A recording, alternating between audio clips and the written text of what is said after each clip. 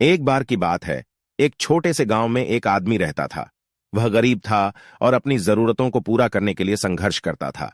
एक दिन उसने एक अमीर आदमी के बारे में सुना जो पास के शहर में रहता था, और उसने जाकर उससे मदद मांगने का फैसला किया। धनी व्यक्ति अपनी दयालुता और उदारता के लिए जाना जाता था, इसलिए गरीब व्यक्ति शहर की यात्रा करके अपने घर चला गया। जब वह आया तो धनी व्यक्ति के नौकर ने उसका स्वागत किया और उससे पूछा कि वह वहां क्यों आया है। गरीब आदमी ने समझाया कि उसे वित्तीय सहायता की जरूरत है और उम्मीद है कि अमीर आदमी उसकी मदद करने में सक्षम होगा। नौकर ने उसकी कहानी सुनी और उसे अगले दिन फिर आने को कहा।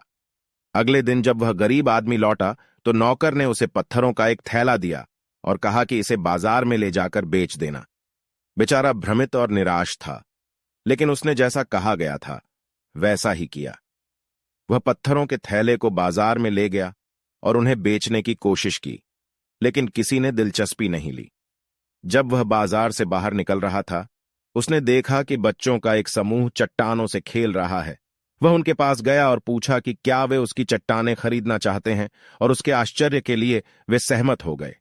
गरीब आदमी ने पत्थरों को बच्चों को बेच दिया और थोड़ा लाभ कमाया। वह धनवान व्यक्ति के घर गया और नौकर को सारी बात बताई। फिर नौकर ने उसे चट्टानों का एक और थैला दिया और अगले दिन भी ऐसा ही करने को कहा। गरीब आदमी ने जैसा कहा गया था वैसा ही किया और फिर से बच्चों को चट्टानें बेच दीं। यह कई दिनों तक चलता रहा, जब तक कि गरीब आदमी ने अपना छोटा व्यवसाय शुरू करने के लिए पर्याप्त धन जमा नहीं कर लिया। साल बीतते गए और बेचारा बहुत सफल होता गया। उस धनी व्यक्ति ने उस पर जो दया की थी उसे वह कभी नहीं भूला, और जब उसे अवसर मिला तो वह उसका धन्यवाद करने के लिए नगर में लौट आया।